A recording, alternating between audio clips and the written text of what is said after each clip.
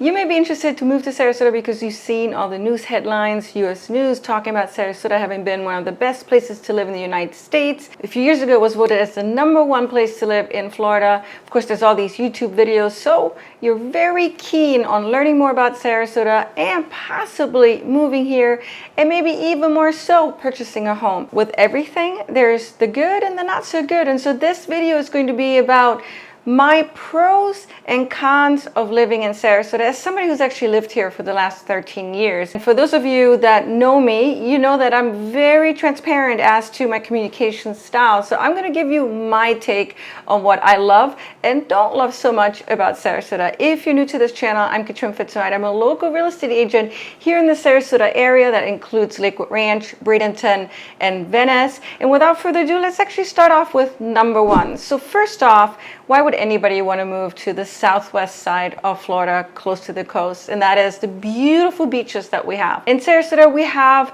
a very well-renowned beach called Siesta Key. It's won numerous awards, but besides Siesta Key, there's plenty of others that you can choose from that are relatively close by, such as the Lido Key beaches. They're actually one of my favorites because they're just a little bit more remote and very rustic feeling. In the Venice side, you've got Casperson Beach, which is known as the shark tooth capital in the world, and Brohart Beach, where you can take your dog to. So plenty of nice, beautiful beaches to take advantage of. What makes the southwest side coast so special is the fact that our waters tend to be very tranquil, versus on the other side of Florida, say Miami or Fort Lauderdale. That's where surfers typically like to spend a lot of time in when they're in Florida, because you do have quite a lot of waves there. Not so much here. Our water has been often called like pool water because it's so warm and so calm, and that makes it really special for those of you if you're looking for that type of water.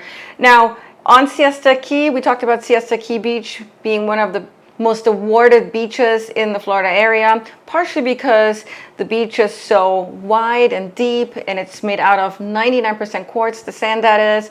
But right on Siesta Key, so next to Siesta Key Beach, is Turtle Beach, which is yet another beach you can go to escape the hustle and bustle of the beach traffic. A lot of locals will go there, and the sunsets are just beautiful. So when it comes to beaches, there's a beach for everyone here, and it really comes down to what you're kind of looking for during the day that you're heading over to the beach. #2 is there are so many cultural activities and venues to go to. So I spent over 2 decades living in New York. There's just so much to do in terms of restaurants and theater and just cultural activities. And that's what I was looking for when moving to Florida. And Sarasota doesn't disappoint in that area. Of course, there's not going to be as many choices, and it's not going to be at the scale of a large city, but you have really good choices here. Some of the best restaurants to be found in Florida are right in Sarasota. As a matter of fact, a lot of the cooks, the chefs, come from all over the world. They come from Paris, from New York City, from Africa. They bring their skill over here, and we get to enjoy really well done food. There's also a lot to do in terms of cultural activities. We have a lot of different museums to choose from, theater venues, from the very small type of theater venues, such as the Urbanite, which is one of my favorites. It's downtown Sarasota. It's a small venue. I think it can fit about 20 to 30 people. Beyond the Urbanite, there's of course the Florida Studio Theater. On a larger scale, the Van Wezel, which is also our largest performance hall here in Sarasota. That's where people from all over the world and groups come over. Sarasota is known as the cultural hub on the southwest side of Florida because of all the different venues that we have here for us in a rather small geographical area. #3 is it is just so breathtaking here, just from a visual standpoint, from all the different vistas that we can take in here, which can be very soothing to the soul. Naturally, going to the beach because you're looking at an open body of water, that in itself will bring a lot of tranquility. But beyond the beach scene, there's some amazing vistas. For example, downtown, if you're on the bayfront, there's some beautiful vistas of Sarasota Bay. And of course the skyline, the downtown Sarasota skyline, which is ever evolving and just growing. I absolutely love the ride over the Ringling Bridge towards Lido Key. I think that's one of the most beautiful vistas in all of Florida. The only other place that can probably compete with that is over in Miami, driving from downtown Miami to where South Beach is. That is a gorgeous ride with some amazing vistas. But I would actually say that here in Sarasota, we might be tapping the vistas over in Miami. At least that's my personal perspective. If you haven't been to Sarasota, chances are when you come visit here that you're going to be taken aback by the breathtaking views that we have. And there's plenty of views beyond downtown, the Bay, Sarasota, and the beaches. For example, if you head over east of Highway 75, if you look on the map, Sarasota is essentially divided by 75. You've got west of 75, east of 75. That's how Sarasotans will kind of refer to that split. If you're going east of 75, a lot of the communities are newer, and that's also where you find Lakewood Ranch. In Lakewood Ranch, there are quite a bit of downtown areas to choose from. Waterside Place is the newest downtown. It's been opened up, I think, 2 years ago, and it's really becoming kind of the heartbeat of Lakewood Ranch. It sits on a grandiose, huge lake with some of the most amazing views, lake views in all of Florida. So Sarasota is a feast for the eyes. It is warm year-round here in Florida. It really is. I mean, some places in Florida is going to be a little bit colder. The further north you go, the temperatures are going to be slightly colder by a few degrees points. Here in Sarasota, on average, the summers are going to be around 90 to 95 degrees. In the wintertime, that temperature drops down to maybe 80, 75 degrees Fahrenheit during the day. On the coldest days in the wintertime, you can expect the temperatures to dip to around 35, 40 degrees at nighttime, and that typically will just last for a few weeks. So in general, Florida is absolutely a place where you can wear your sandals, your shorts year-round. And it's a nice feeling knowing that you don't need to bundle up. I was really kind of tired of the cold weather up north in New York City. It's cold for 4 or 5 months out of the year, and just trying to figure out how to dress for a cold day. And then you get outside, you're still freezing, your muscles tense up, right? It kind of hurts the body if you don't really know how to keep warm. You don't have to worry about it here. As a matter of fact, here you have to think about what to not wear so that your body stays cool. So we actually have the opposite issue here, but I prefer it. And yes, the weather can get excruciating hot with a lot of humidity, and I'm going to talk about that a little bit more in the cons section. But I really do appreciate the warm weather, which also allows me to take advantage of outdoor activities year-round. If you look at where Sarasota is located on the map, it is relatively central in Florida. Of course, it's on the southwest side of Florida, but centrally located, kind of in the middle, and that gets you to tourist spots very quickly. For example, Orlando, Miami, Tampa, St. Petersburg, they're all in driving distance away. And sometimes I just don't feel like going on a major trip where you have to pack and you got to get on a plane, but I still want to feel like I'm escaping the week. Maybe I need to decompress. And so we jump in the car, and 2.5 hours later or 3 hours later, we're in Miami, which is going to feel very different from Sarasota. Or Orlando, it's just 2.5 hours away. A great trip for just the weekend. See a lot of the amusement parks. People come from all over the world to a lot of the tourist destinations that we have here in Florida, when we, in essence, have it in our backyard. People don't realize this, but Sarasota is really not that big of a city. As a matter of fact, I've had one customer telling me that they don't even think of Sarasota as a city. I kind of disagree with them. I think Sarasota absolutely over the last 5-6 years has become a smaller type of city. But the value proposition of Sarasota is the fact that it still in some ways feels much more of a small town, but we do have big city amenities. And what is really interesting is that all these different neighborhoods in Sarasota feel very different from each other. And what I mean by that is, if you've ever been to a town, you drive around the town's different neighborhoods, it all feels the same. If you go to Sarasota, you're going to realize very quickly that Sarasota is made up of different types of neighborhoods that almost feel like small, little, distinct towns in themselves, but they're not. They're part of Sarasota. You could literally go from the beach scene to downtown Sarasota within 10 minutes. Over the Ringling Bridge, you got St. Armand's Circle, which is a circle with a lot of restaurants and small little boutique stores around, a little bit more touristy, but yet again, it's a change of scenery. Once you hop over the other side of 75, so east of 75, Lakewood Ranch. Lakewood Ranch actually falls between Manatee County and Sarasota County, but it feels like its own town, its own city. It's very self-sufficient. Gulfgate is adjacent to Palmer Ranch. There's a Gulfgate downtown area with cute little shops and restaurants to choose from. Closer to downtown Sarasota is Southside Village. And a lot of these neighborhoods have something special to offer, whether it's different kinds of vistas or different restaurants or maybe stores to venture into. And a lot of these places are evolving. And so being able to enjoy and witness the progression in each one of these neighborhoods is exciting. Number 7 is shopping. There are a lot of shopping outlets in Sarasota. We have one stretch on University that is filled with stores and restaurants. Plus, that's where the UTC Mall is, University Town Center Mall. I would say there's no shortages of shopping for those of you that absolutely love shopping. Most of it is going to be centered right around University, but there's other shopping outlets in downtown Sarasota, for example, St. Armand Circle. Those are more boutique-y type of stores. If you venture into Venice on Main Street, there's some boutique-y type of stores there as well. But your main shopping center is going to be on University, and having one town area where all your shopping can be done is very efficient because you don't have to go from point A, B, C, D, E, drive around all over town to complete your shopping spree. Number 8 is the Legacy Trail. The Legacy Trail is a hiking trail that runs from Payne Park in downtown Sarasota all the way through Sarasota into Venice. It's about 19 miles long now.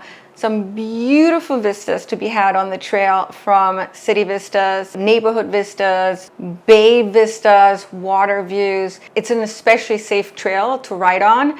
I am a cyclist myself, and I really appreciate the fact that we have such a long trail, first of all, but one that gets us through the heart of Sarasota into all these different points of destinations. The Legacy Trail, hands down, is one of the best biking trails we have in Florida, and it's right here in the heart of Sarasota. Now let's talk about the cons. That's really what you probably want to hear, right? Because you want to be prepared before you pull the trigger and you move to a place that you've never lived before. Even worse, purchase a home just to be miserable in that location. We wouldn't want you to get there. And I, as a real estate agent, of course I want to sell you a home, but only if you're the right candidate. And so it's important to me that I'm as transparent as possible when it comes to the cons of living here in Sarasota, but you also need to be understanding of the fact that these are my own cons, right? So this is what I perceive as a negative. Let's start off with number 1, that is the home insurance prices have gone through the roof. So I remember just 4 years ago, I was paying about $2,500 to insure my house. The insurance costs now are about $7,000, and I just got a recent quote in the hope of lowering those costs, and the quote is coming in at about $10,000. And so I'm thinking, ouch, that is so much more money. So we're in a crisis right now when it comes to homeowners insurance. The last I've read is that the average homeowner in Florida is paying anywhere between $5,000 to $10,000 to insure their home. We're talking about single family homes here. And that's very high, especially when the median price across the United States is hovering right around $3,000. For the average person, the homeowner's insurance prices is an issue, especially for those that have lived here. We've seen how crazy expensive it's gotten, partially because of corruption, partially because of the fact that a lot of insurance companies have moved out of Florida. They're no longer insuring homes here. Natural disasters aren't really helping the situation. So what I'm seeing a lot of homeowners do is self-insure. I wouldn't recommend anybody to not have insurance in the house. A home costs so much money. On average, it's costing someone right now about $550,000. So $500,000 you're paying on a home in Sarasota to not insure it, and then a natural disaster happens, you may potentially lose your home. Chances are that that's not going to happen, but I think there's some value to be given to the fact that you have peace of mind because you have homeowners insurance. But again, that's what some people are doing, is they're just foregoing insurance altogether and they're taking the risk. But you also need to know that when it comes to homes, not all is equal. If you purchase a home that's further away from the coast, that is in an X zone, that is in a new construction community, your homeowner's insurance is going to be so much less. Literally could be 50% less. So if you're someone that's interested to purchase in Sarasota, it's important that you know that there are home opportunities where the homeowner's insurance costs are not going to be high. As a matter of fact, you're going to go, that's it. A lot of it is going to be driven by the age of the house, the location of the house, how updated or not updated the house is. Best thing you do is you connect with the buyer's agent and they can help you navigate the complexity. Number 2 is politics. You can't really mention Florida without really talking about politics because it's what we read a lot about in the news. When it comes to politics in Sarasota, I feel that it's very divided here. We see both parties, left and right, being very passionate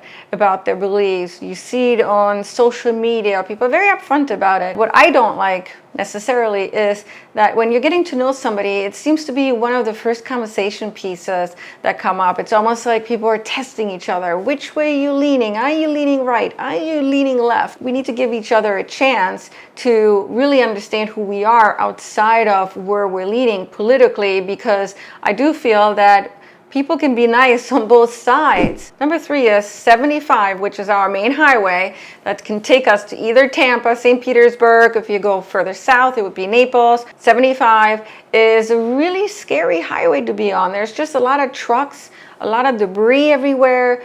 Every day I feel like there's some kind of an accident, and I just don't understand why there's just so many issues on 75. I've driven on a lot of highways across the United States, including the ones in New York, Westchester to New York, New York to Stamford, and I just don't remember it being so debris filled, so dirty, so many trucks, so many accidents. I'm actually somebody that needs to drive quite a bit on the highway on 75 because I'm all over town. I'm all over from Lakewood Ranch, Sarasota, Venice, Bradenton, Palmetto, sometimes St. Petersburg. But when I have to take Highway 75, I feel pretty uneasy because of all these accidents that are happening. I am to the point where I try to find different ways to get to my destinations without really having to be on 75 too long. I wish they would make Highway 75 safer. Number 4 is the summer weather. It's not for the faint of heart. So the summer here is very humid. It's very hot. It rains a lot. So let's talk about the rain. Just a few days ago, we had a major rainstorm where it rained almost 4 inches in 1 hour. That's an event that had 0.1% chance of happening. So in other words, once every 1,000 years. That's just mind-blowing. Fortunately for me, I live in an area where the water didn't really pile up, but I've seen videos of St. Armand's Circle and just the flash flooding, and that's just a precursor to hurricane season. We're already in hurricane season, but the worst typically is right around August, September, and October, and we haven't had our hurricanes yet come through. With the summer weather, that's what you have to be prepared for, not just the rain. So that's a reality of living here in Florida. Number 5 is red tide. So red tide is a natural occurring event. It happens, it's hard to say when it happens. It could be once a year, it could be twice a year, it could be once every 3 years. We've had one not too long ago. I think it was a year ago, over a year ago at this point. And it's when microscopic algae grow to a level where it just gets out of control. Here in the southwest side of Florida, the algae is called Karenia brevis. It releases a toxin that is really bad for fish. It kills fish. It kills marine life. Red tide is really, really sad when fish kill happens because you'll see all these dead fish, dolphins, sharks washed up on the shore. Now, the toxin is also bad for humans. To what extent? Scientists don't really know that yet. So what I do when red tide is around is I don't go to the shore. I don't go to the beach because first of all, I want to make sure that I'm taking care of my own health. We don't know, scientists don't know what the long-term effects are of consistent red tide exposure. So you want to just take care of yourself, but also it's irritating when you're actually on the beach with red tide. You can't breathe really well. Just know that there's plenty of other things you can do in Sarasota to have fun with. It doesn't have to always be about the beach. Number 6 is season is getting really filled up here with tourists, with snowbirds.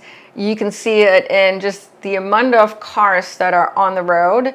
And the amount of people that are on the beaches, especially Siesta Key Beach, that's jam-packed, not just on the weekends, but also the weeks. And so that is a little bit irritating, especially for somebody that's been here for 13 years. So I've seen the evolution. I know you can't stop the evolution, and I wouldn't. But what is annoying about it to me is I have to be at all these different places, and it's much harder to kind of schedule what time I need to leave in order to make it to point B, because you just never know about the traffic. In the wintertime, it can be so much harder to get a reservation at a really good restaurant. You might have to call a week or two in advance, where in the summertime, it's not uncommon to be able to get a reservation for the same day because there's just going to be so much less people here. So just know that. Number 7 is real estate prices have really shot up over the last 4 years by about 50%. It wasn't uncommon to be able to purchase a really nice home 5 years ago for maybe $300,000, a single family home. Nowadays, the median price for a single family home, it's coming in at $565,000. So just think of it as the average home on average in Sarasota is essentially costing you now $500,000. And that fact is keeping a lot of people from being able to afford living here in Sarasota, a place that they probably wish they would have bought into 4 years ago when people already started talking about a market crash. I know a lot of you that I've been especially communicating with over the last 3-4 years were hoping that the prices would come down, and they just haven't. Number 8 is the humidity. It gets very, very hot and humid here in the summertime. For some of you, it could be really hard to handle. I always tell my customers, people I'm communicating with, that if they've not visited Florida in the summertime, to please come here in the summertime, because it's going to feel so different from the winter. A lot of you will vacation here in the wintertime because that's when you have off, right? December, maybe even November. You come here for a week or two. Well, guess what? That's when the weather's absolutely perfect here. It's still warm enough for a lot of you to go to the beach, but it's not going to be excruciatingly hot and humid like it is here in the summer. And if you still enjoy Florida, if you can handle the heat and the humidity, then you have less to worry about, which is good for you. For me, the pros absolutely outweigh the cons, and chances are the same is going to be true for you. I'm going to ask you for a favor. If you enjoyed this video, if you got value out of it, like this video, it does help out the video's performance. If you're somebody that's looking to sell your home in the area, I would love to come in and talk to you about how I can provide you with best-in-class marketing services. As a former marketing executive, digital marketing is in my wheelhouse. If you're somebody that's looking to purchase a home, I would love to be your buyer's agent, help you navigate this ever complex real estate market, assist you through the entire process. Thank you all for watching today. I really appreciate you. Have a great day and take care.